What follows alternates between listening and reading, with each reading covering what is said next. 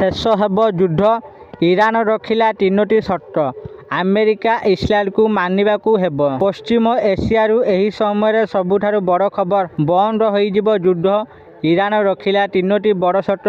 आसंतु आज आम जानिबा एही तीनोटी शर्त गुड़िक कौन। तेणु वीडियो को आरंभ करने पूर्व आपण समस्त को अनुरोध जो मैंने एपर्यंत आम चैनल को सब्सक्राइब करना आपण मैंने एवं ही आम चैनल को सब्सक्राइब करूँ। आउ एही वीडियो को बहुत मात्रा लाइक शेयर और कमेंट करूँ। तेज चलतु डेरी न करके आज वीडियो को आरंभ करवा। युद्ध बंद पाई ईरान रखिला तीनोटी बड़ शर्त। अधिकार स्वीकृति और क्षतिपूरण मिले ही थमिब युद्ध। रूसिया और पाकिस्तान नेता सह कथा हेले पेजेस्कियान।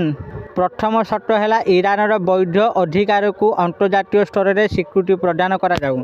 द्वितीय शर्त है युद्धरे होइतिबा क्षति पाई ईरान को क्षतिपूरण प्रदान करा जाऊ। तृतीय शर्त है भविष्य में ईरान उपर कौनसी आक्रमण हेब नाही बोली दृढ़ अंतर्जातीय ग्यारंटी दि जाऊ। ईरान अमेरिका एवं इस्राएल मध्य चलता महायुद्ध आज 13 दिन में पहुंची। यही समय ईरानर राष्ट्रपति मासूद पेजेस्कियान युद्ध बंद करने तीनोटी गुरुत्वपूर्ण शर्त रखिंट।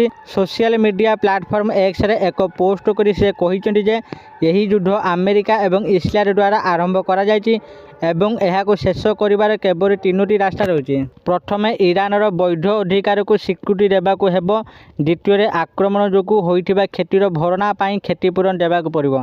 आउ तृतीय भविष्य में ईरान उपर कौनसी प्रकार सामरिक कार्यानुष्ठान हेब नाही बोली विश्व स्तर में ग्यारंटी देवाक पड़िबो। पेजेस्कियान आहुरी मध्य कहिसेंति जे से रूस एवं पाकिस्तान नेता मानक सह आलोचना करछन्ति एवं शांति प्रतिष्ठा पाई ईरान सर्वदा प्रस्तुत बोली दोहराइछन्ति। कूटनैतिक प्रयास तीव्र होइछि। ईरान राष्ट्रपति एही बयान एपरि एक समय आसीछि जेतेबेले युद्ध रोकिबा पाई कूटनैतिक प्रयास तीव्र होइछि। एही समय रूस ईरान नेतृत्व सहित निरंतर जोगाजोगरे रहिछि एवं सेमानकु संघर्ष समाप्त करबाकू अनुरोध करुछि।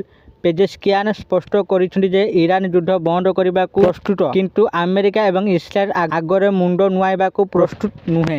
ईरानर कड़ा आभिमुख्य कहीं। ईरानर एही आभिमुख्य प्रश्न उठाई जे ईरान किपरि एते जोरदार भाव में निजर स्थिति जाहिर करुछि।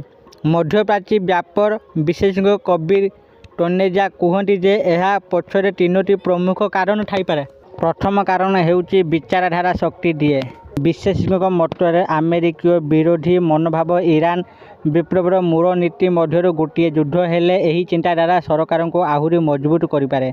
यह 1989 विप्लव पर उठा जाइथिबा आमेरिकीय विरोधी स्लोगान गुड़ी को मध्य पुनर्जीवित करिपारे। द्वितीय कारण हेउछि नेतृत्व स्थिति को सुदृढ़ करबा। विशेषज्ञ माने कहिसेंति जे देशर सर्वोच्च धार्मिक नेता अमेरिका एवं इस्राएल सहित चलता युद्ध समय तांकर स्थिति को आहुरी मजबूत करि पारिबो। ईरानर पूर्वतन लीडर खामिनेई को हत्या पर सर्वोच्च नेता होइथिबा मजतबा खामिनेई एही सुजोग को देश भितर विभिन्न गोष्ठी समर्थन संग्रह करबा पई व्यवहार करि पारिबे। तृतीय कारण हेउछि सामरिक संगठन विश्वसनीयता उपर प्रश्न। तृतीय कारण ईरानर शक्तिशाली सुरक्षा बाहिनी इस्लामिक रिवोल्यूशनरी गार्ड कर्पस सहित जड़ित यही संगठन सांप्रतिक वर्षगुड़िक अनेक चैलेंजर सम्मुखीन होइछि। विशेषकर आयतोल्ला खामिनेई को हत्या पर विशेषज्ञ माने कहिसेंति जे सर्वोच्च नेता शक्तिर केंद्र भाव में यही संगठन निजर शक्ति एवं प्रभाव बजाय रखा युद्ध को एक अस्तित्वर प्रसंग भाव में देखिपारे। तेबे ईरानर एही प्रस्ताव उपर अमेरिका एवं इस्राएल प्रतिक्रिया कौन रहिबे ताहा उपरे एबे सारा विश्वर नजर।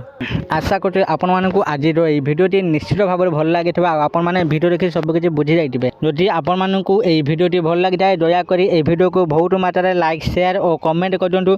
आ जे माने एपर्यंत आम चैनल को सब्सक्राइब करनांती आपण मानकु अनुरोध आपण माने एबे ही आम चैनल को सब्सक्राइब करजंतु। आज पई एतिके फोन देखाबो आ एक नुवा भिडियो रे सेते पर्यंत मु दीपू आपण मानक विदाय नउची रहुची। धन्यवाद।